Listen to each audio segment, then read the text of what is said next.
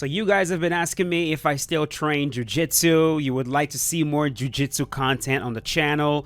You would like to see more sparring footage. Well, today I've got a sparring footage for you guys versus a high-level black belt leg locker. There were some very interesting sequences in there. You will definitely see my progression in jiu-jitsu, and you're gonna see me get put in some very, very seriously dangerous positions, and you'll see how I dealt with them, the mistakes I made.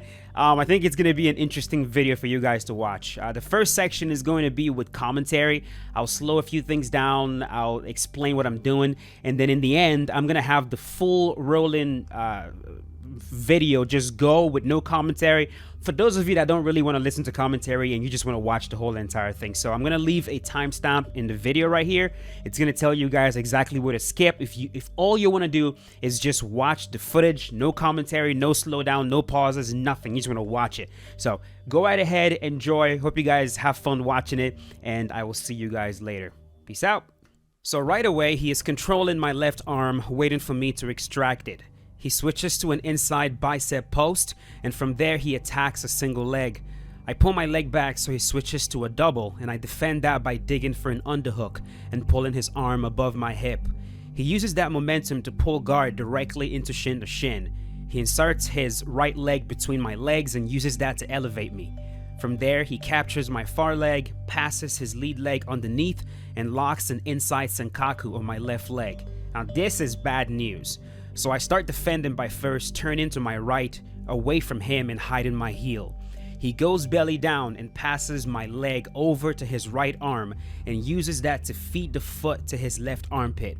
From there, he is looking to dig his wrist under my heel to capture it, and to stop that, I bring in my secondary leg to create traffic. He counters that by passing the captured leg to the opposite side in an attempt to lock in an outside heel hook. I see this and recognize that if I stay on my hip, I'm gonna get heel hooked, so I post on the mat and stand up. From here, my biggest goal is to kill the leg entanglement, so I pull on his foot to peel it away from my hip while doing everything to keep my left leg from getting bent. You can see he has my heel captured, but I'm eating it as I peel his foot, and the whole time he is off balancing me with his left foot under my right leg. I grab a hold of that left foot to slow down the Kazushi and eventually peel his right foot off my hip. He uses that momentum to switch to reverse X guard. Now this is a very common counter and I expected it, so I held on to his left foot, preventing him from sucking me too deep into reverse X. Reverse X guard will be very bad news because from there, he could elevate me again and suck me right back into inside senkaku. A scramble happens, he tries to come up, but I was able to beat him to it. He switches to a double leg and I sprawl while he holds on to a single leg. So now we're in turtle. From turtle position, I hold on to his left shin and slowly move to my right. He tries to switch to a double, but that gives me an opportunity to sprawl out completely. I circle to his left while still holding on to his shin, and that allows me to break him down to a hip. He immediately starts attacking a Kimura, so I yank my arm out of there like my life depends on it. He tries to do what Shane does and insert a butterfly hook with his left leg to get me into half butterfly, and I decide I don't want those issues, so I hold on to his foot.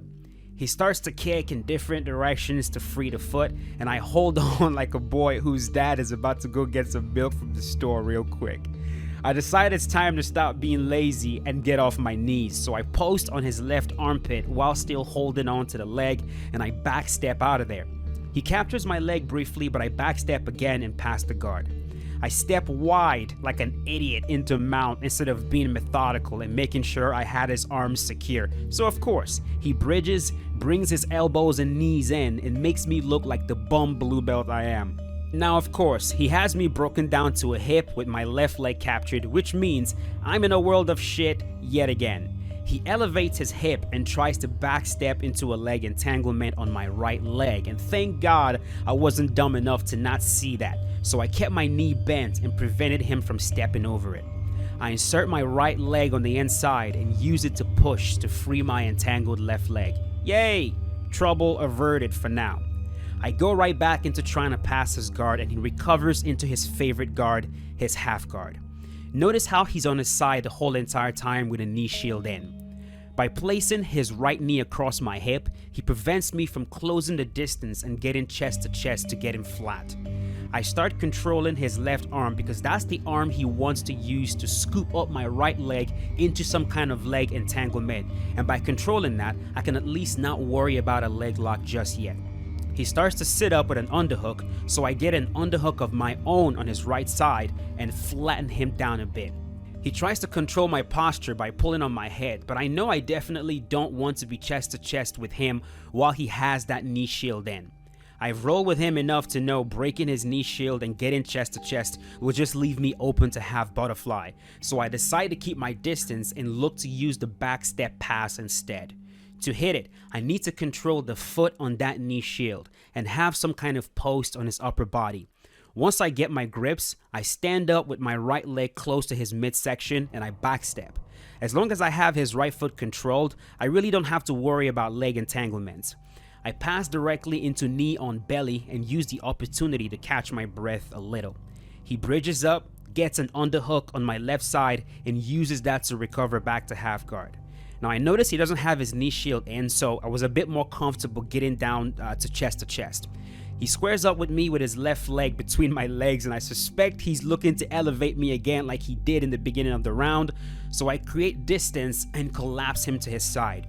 From there, I hold on to his left leg again and try to get him belly down. Like a freaking idiot, I neglect my left leg, thinking I was safe from a leg entanglement there, but this dude does some voodoo, and before I know it, my leg is sucked into another triangle, and this time, it is deep.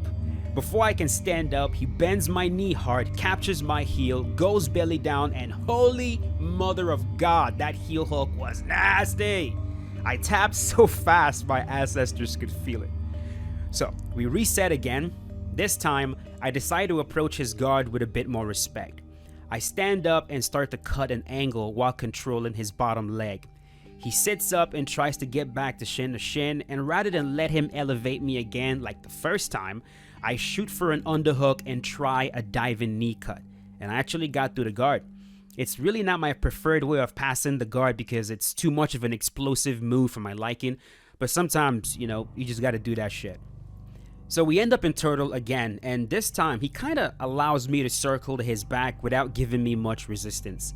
I go for a power half Nelson to break him down to a hip, but I didn't have any hooks in at all, so actually securing the back wasn't gonna happen. He recovers back to half guard, and as he takes me to the other side, boom, I eat a knee. So great, how nice. Anyways, back in his dangerous half guard, I decide to control that damn arm again and look for an opportunity to stand the hell up. I see my opportunity, so I pin his right knee to the mat, keeping him on his right side, and at the same time, I walk around to his left. I beat his left leg and I insert my right knee into his hip. I peel his left hand from my head and switch from my right knee to my left knee to pass the guard. He rolls directly into me, and rather than circling to the opposite side like someone who actually knows some goddamn jiu-jitsu, I let him sit up all the way, and once again, we're in turtle. And this time, he has my right leg trapped and he is putting a serious band in my knee. I wasn't really sure what he was going for, but this dude knows all kinds of voodoo, so I figured if I put him on his hip as opposed to allowing him to stay on his knees, he's gonna be weaker. At least that's what logic says. So that's what I did. And once I did that, oh my God, I saw an armbar staring at me right in the face. So I get a scoop grip on his left arm, pass my right leg over his back and under his right armpit. Then I roll over my right shoulder into a solid position to attack an armbar. And of course, the timer goes off in that very moment.